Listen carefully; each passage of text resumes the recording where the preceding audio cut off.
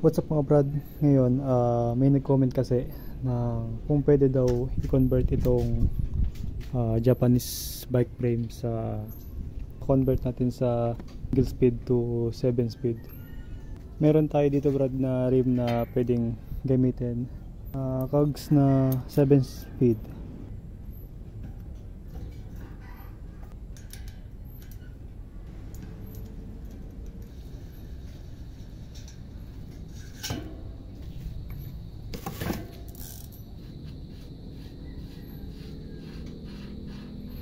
Ito brad yung stock nya, ikakabit ko lang.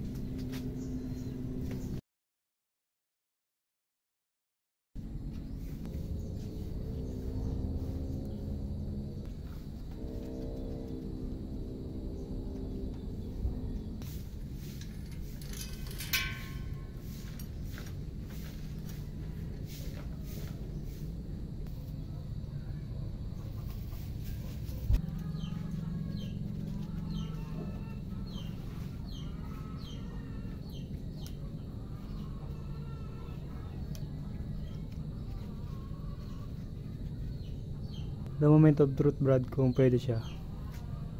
Kung pwede naman.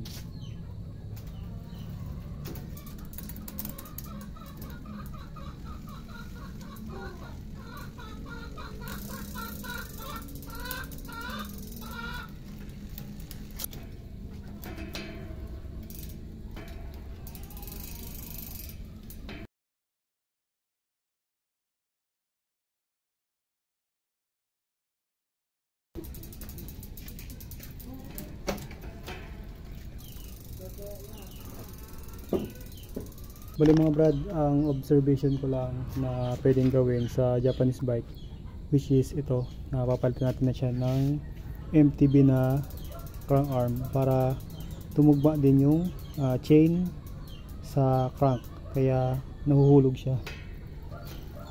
Ayan o, diba? Siyempre sa cogs mga brad, wala naman siyang problema kung ito lang yung gamitin natin. Hanggang 7 speed lang siya. Pwede naman 8 speed brad, kaso di na kaya. Ayan.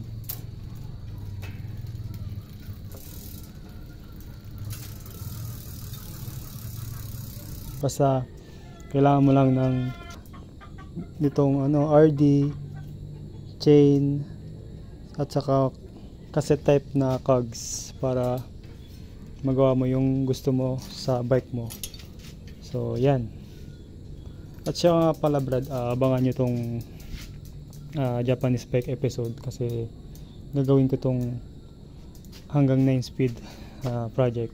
So gagawin ko siya ng disc brake.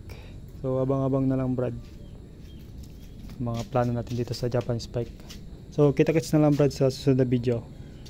Peace.